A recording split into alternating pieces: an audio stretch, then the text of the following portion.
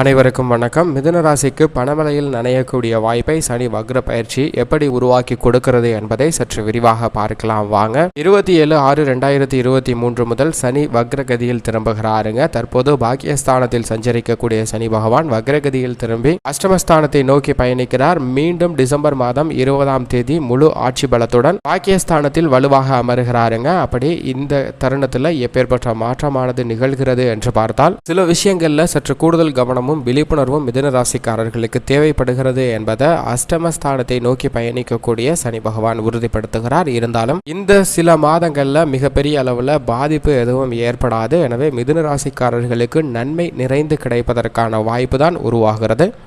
பொதுவாக சனி பகவானை பொறுத்த வரைக்கும் நியாயஸ்தராகவும் நீதி தவறாத ஒரு நடுநிலை கிரகமாகவும் செயல்படக்கூடியவர் தான் சனி பகவான். நீண்ட நாட்கள் ஒரு ராசியில் சஞ்சரிப்பதன் மூலம் மனித வாழ்வில் மிகப்பெரிய தாக்கத்தையும் மாற்றத்தையும் ஏற்படுத்தக்கூடிய சக்தி வாய்ந்த முதன்மை கிரகமாகவும் பார்க்கப்படுகிறார். எனவேதான் சனி பகவான் கொடுப்பதாக இருந்தாலும் சரி, ஒருவருடைய வாழ்வை கெடுப்பதாக இருந்தாலும் சரி, அதை சிறப்பாக செய்யக்கூடிய தன்னிகரற்ற கிரகமாக செயல்படுபவர் அவர் மட்டும்தான். எனவேதான் சனி பெயர்ச்சி, சனி வக்ர பெயர்ச்சி, அதிசார சனி பெயர்ச்சி போன்ற நிகழ்வுகள் மிக உன்னிப்பாக பார்க்க வேண்டிய ஒரு தருணமாக இருக்கிறது. என்றால் மனித வாழ்வை அப்படியே தலைகீழாக புரட்டி போடக்கூடிய அளவிற்கு சக்தி வாய்ந்த கிரகமாக இருப்பவர் தான் இந்த சனி பகவான். அவர் 27/6/2023 அன்று கும்பராசியில் சஞ்சரித்து கொண்டிருக்கிறார். அன்றைய தினத்துல வக்ர நிலையில் சஞ்சரிக்க போகிறாருங்க. கும்பராசியில் வக்ர நிலையில் பின்னோக்கி மகர ராசியை நோக்கி நகருகிறார். மகர ராசியில் அதிசார சனி பெயர்ச்சியாக ஆகஸ்ட் மாதத்தில் 24ஆம் தேதி அன்று அமருகிறாருங்க.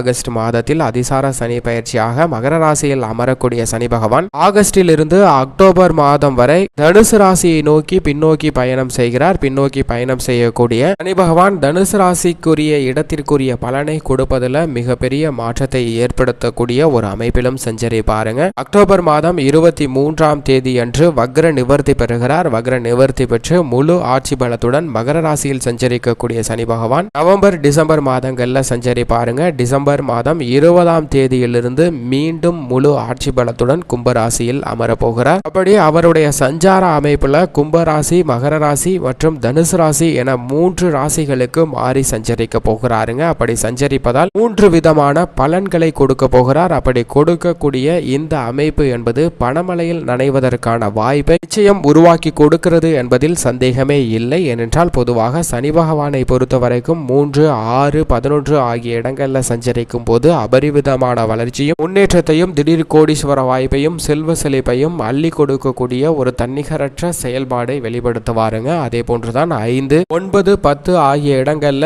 பெரிய அளவிற்கு சிரமத்தை சந்திக்கக்கூடிய ஒரு வாய்ப்பை கொடுக்க மாட்டார். நல்ல பலன்களை கொடுப்பதற்கான வாய்ப்பு சற்று கூடுதலாக இருக்கிறது. ஆனால் அதே சமயம் 7.5 சனியாகவோ ஜென்ம சனியாகவோ 7.5 சனியின் நடுப்பகுதியாக இருக்கக்கூடிய ஜென்ம சனியாகவோ அல்லது அஷ்டம சனியாகவோ இருக்கும் போது எதிர்பாராத சில சிரமங்களையும் துன்பங்களையும் சற்று கூடுதலாக அனுபவிப்பதற்கான வாய்ப்பு மிக அதீதமாக ஏற்படுங்க. இதைவிட சற்று குறைவான பாதிப்பு என்பது அர்த்தாஷ்டம சனியாக சனி பகவான் 4ஆம் இடமாகிய சுகஸ்தானத்தில் அமரும் போதும் சில சிரமங்களை சந்திப்பதற்கான வாய்ப்பு இருக்கிறது. ஆனால் அதைவிட மிக முக்கியமாக கவனிக்க வேண்டியது என்னவென்று பார்த்தால் கண்டச்சனி 7ஆம் இடத்துல கண்டச்சனியாக அமர்ந்தார் என்றால் நிச்சயமாக உங்களுடைய வாழ்வையே அப்படியே தலைகீழாக மாற்றக்கூடிய வாற்றலும் வலிமையும் சனி பகவானுக்கு இருக்குங்க. எதிர்பாராத மிகப்பெரிய மாற்றத்தை சந்திப்பதற்கான வாய்ப்பு நிச்சயம் கண்டச்சனி காலகட்டத்தில் இருக்கிறது. ஆனால் ஜென்ம சனி காலகட்டத்தில் பொருளாதார ரீதியாக மிகப்பெரிய அளவில் சிரமத்தை சந்திப்பதற்கான வாய்ப்பு இருக்கிறது. எனவே ஜென்ம சனி காலகட்டமாக இருக்கக்கூடிய மகர ராசியும் கும்பராசியும் சற்று கூடுதல் கவனத்துடன் இருக்க வேண்டும். ஆனால் முழுமையாக கும்பராசிக்காரர்கள் தான் இனி சற்று கூடுதல் கவனமும் விழிப்புணர்வும் தேவைப்படுகிறது இந்த வக்ர நிவர்த்தி அடைந்ததற்கு பிறகு. அதே சமயம் அஷ்டம சனி காலகட்டத்தில் உறவுகளில் பிரிவு, விரிசல், எதிர்பாராத கருத்து வேறுபாடு போன்றவை குடும்ப ரீதியாக பல பிரச்சனைகளை சந்திப்பதற்கான வாய்ப்பும் பல்வேறு விதமான சுப நிகழ்வுகளை நடத்துவதில் சிரமத்தை சந்திப்பதற்கும் தடையை சந்திப்பதற்கான வாய்ப்பும் கூடுதலாக இருக்கு என்பதை தெளிவாக எடுத்து காட்டுகிறாருங்க. புத்திர பாக்கியத்தில் தடை ஏற்படுவது உட்பட பல சிரமங்கள் இந்த அஷ்டம சனி காலகட்டத்தில் கிடைப்பதற்கான வாய்ப்பு இருக்கிறது. எனவே அஷ்டம சனியை சற்று நிதானத்துடன் எதிர்கொள்ள வேண்டிய ஒரு தருணமாக பார்க்கப்படுகிறது. இப்படி ஒவ்வொரு இடத்தில் சஞ்சரிக்கும் போது ஒவ்வொரு விதமான பலனை கொடுக்கக்கூடிய ஒரு அற்புதமான கிரகமாக இருக்கிறாருங்க சனி பகவான். ஆனால் தற்போது 3 3 இடங்களுக்கு மாறி சஞ்சரிக்க போகிறார் இந்த வக்ர பயிற்சி காலகட்டத்தில். எனவே அனைத்து விதமான வளர்ச்சியும் பணமழையில் நனைவதற்கான அற்புத யோகத்தையும் உருவாக்கி கொடுக்க போகிறாருங்க. இந்த சந்தர்ப்பத்தை தவற விட்டுவிட வேண்டாம், சரியாக பயன்படுத்திக் கொள்ளுங்கள். நிச்சயம் நல்ல வளர்ச்சி கிடைக்கும். குடும்ப சூழ்நிலையை பொறுத்த வரைக்கும் பல்வேறு விதமான சிரமங்களை சந்தித்து வந்த மிதுன ராசிக்காரர்களுக்கு இந்த அஷ்டம சனியின் பாதிப்பு முற்றிலுமாக டிசம்பர் மாதம் 20ஆம் தேதியிலிருந்து குறைய போகிறது, விலக போகிறது என்றே சொல்லலாம். ஏனென்றால் அதன் பிறகு முழு ஆட்சி பலத்துடன் பாக்கியஸ்தானத்தில் அமர்ந்து சஞ்சரிப்பாருங்க. வக்ரகதியில் திரும்புவதால் அஷ்டமஸ்தானத்தை நோக்கி பயணிக்கிறார். எனவே ஜூன் மாதம் முதல் சற்று கூடுதல் கவனமும் விழிப்புணர்வும் டிசம்பர் மாதம் வரை தேவைப்படுகிறது. இருந்தாலும் வக்ரகதியில் இருப்பதால் பெரிய அளவிற்கு பாதிப்பையோ சிரமத்தையோ எதிர்கொள்ள வேண்டிய ஒரு சூழ்நிலை குடும்ப ரீதியாக ஏற்படாதுங்க. எனவே பல்வேறு விதமான சுப நிகழ்ச்சிகளை திட்டமிடுவது, பல்வேறு விதமான பணிகளை மேற்கொள்வது போன்றவற்றை நீங்கள் மேற்கொள்ளலாம். அவை அனைத்திலும் காரிய வெற்றி கிடைப்பதற்கான வாய்ப்பும் யோகமும் இருக்கிறது. திருமணம், குழந்தை பாக்கியம் உட்பட பல்வேறு விசேஷங்கள் நடைபெறுவதற்கான வாய்ப்பு கிடைக்க இருக்குங்க. அதில் இருந்த தடைகள் முற்றிலுமாக விலகுகிறது என்பதை சனி பகவான் உறுதிப்படுத்துகிறார். இருந்தாலும் நவம்பர் மாதத்தில் மட்டும் சற்று கூடுதல் கவனமும் விழிப்புணர்வும் தேவை. நவம்பர் மாதத்தில் சுப நிகழ்ச்சிகளை திட்டமிடுவதை விட டிசம்பருக்கு பிறகு நடத்த முயற்சி செய்தால் நல்ல பலன் கிடைப்பதற்கான வாய்ப்பு இருக்குங்க. நீங்கள் நினைத்தபடியே பூர்வீக சொத்துக்கள்ல இருக்கக்கூடிய பிரச்சனைகள் இனி குறையக்கூடிய ஒரு தருணமாக பார்க்கப்படுகிறது. நிம்மதி பெறக்கூடிய வகையில் வருமானம் அதிகரிக்குங்க. குடும்பத்தில் இருக்கக்கூடிய வீண் விரய செலவுகள் அனைத்தும் குறைந்து நல்ல மகிழ்ச்சி கிடைக்கக்கூடிய ஒரு தருணமாகவும் அமைகிறது. உத்தியோகத்தை பொறுத்த வரைக்கும் நீங்கள் எதிர்பார்க்கக்கூடிய பல சலுகைகள் கிடைக்கக்கூடிய அற்புதமான தருணமாக அமைகிறதுங்க. நிரந்தர வேலை வாய்ப்பு கிடைப்பதற்கான யோகம் இனி வரக்கூடிய 7.5 ஆண்டுகள் கிடைக்க இருக்குங்க. ஏனென்றால் நீண்ட காலம் நன்மை தரக்கூடிய அதீத பலமை பொருந்தியவர் சனி பகவான். இந்த 6 மாதங்கள் மட்டும் சற்று விழிப்புணர்வுடன் செயல்பட்டால் போதும் உத்தியோக ரீதியாக பல நன்மைகளை பெற முடியும். நிரந்தர அரசு வேலை வாய்ப்பு கிடைப்பதற்கான யோகமும் மிதுன ராசிக்காரர்களுக்கு இருக்கிறது. தொழில்துறை, வியாபாரத்துறையை பொறுத்த வரைக்கும் முழுவதையும் கட்டுப்பாட்டில் வைத்துக் கொண்டிருக்கக்கூடிய சனி பகவான் வக்ரகதியில்